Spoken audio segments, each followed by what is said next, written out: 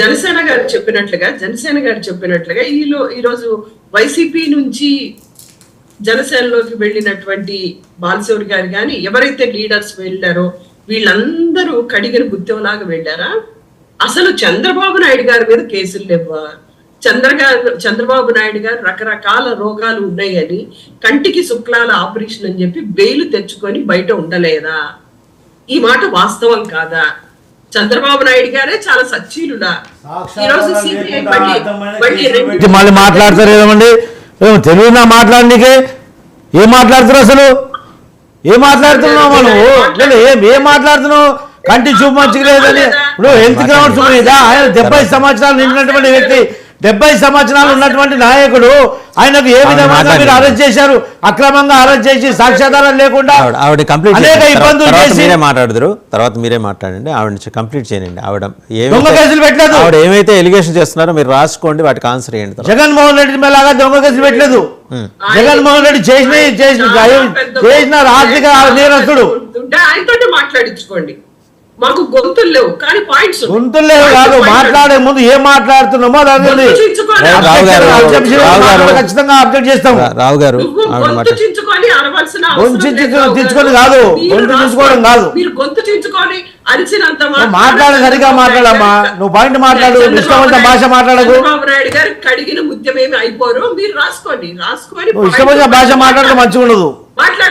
మాట్లాడండి. ఖచ్చితంగా మాట్లాడతాం. నువ్వెవరు చెప్పడానికి?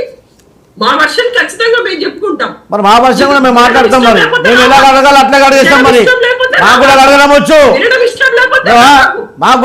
వచ్చు, మీ లీడర్ యొక్క నిబద్ధత చూసుకో. ముందు నీ లీడర్ అదే చూసుకో. నీ లీడర్ ఇక్కడ ముఖం లేక బెంగళూరులో తల రాసుకున్నాడు, అది చూసుకో. ముందు ఇక్కడ ఉండలేక, ఆంధ్రప్రదేశ్ లో బతకలేక, ఉండలేక, చేతగాక బెంగళూరులో మకాం మార్చి అది చూసుకోండి. ముందు మా నాయకుడు మీద విమర్శిస్తావారు.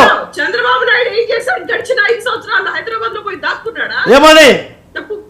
హైదరాబాద్ లో పార్టీ ఉంది. ఇక్కడ హైదరాబాద్ లో పార్టీ ఉంది. పార్టీ నాయకులతో సమావేశం కావడానికి వారానికి ఒకసారి హైదరాబాద్కి వస్తుండే.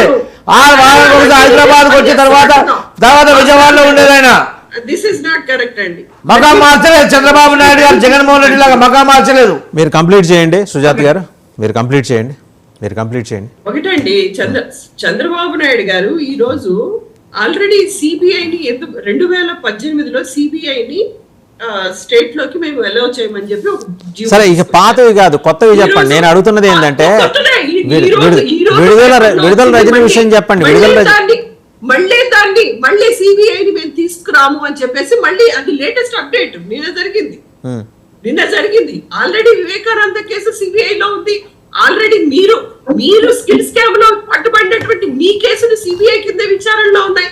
సుగాలి ప్రీతి కేసు సిబిఐకి అప్పగించారు. మరి ఈ రకంగా ఉన్నప్పుడు మరి మీరు సిబిఐని ఎందుకు మళ్ళీ 2018లో వచ్చినటువంటి జీవోని అధికారంలో ఉన్నప్పుడు విచారించడానికి చేత కాదు కాబట్టి సిబిఐకి ఇచ్చారు.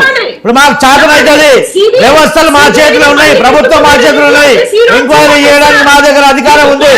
మేము ఖచ్చితంగా విచారణ చేపడతాం. విచారణ చేసే దమ్ము ధైర్యం మాకుంది. తెలుసుకోండిరా, మీలాగా చేత కాదు దమ్ముల ప్రభుత్వం కాదు ఇది. అర్థమైందా రావు గారు? మీకు నేర్పిస్తా. మరి నీకు నేర్పిస్తా.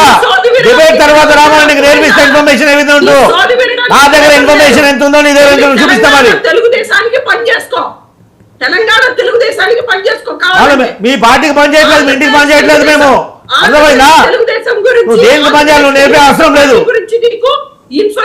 సబ్జెక్ట్ లేకుండా అన్ని అబద్ధాలు మాట్లాడతావు. ఎప్పుడు డిబేట్కి వచ్చిన అబద్ధాలు మాట్లాడతావు. ఎవరికి అధికారం బెదిరించింది పనికిరాని పార్టీకి అసలు?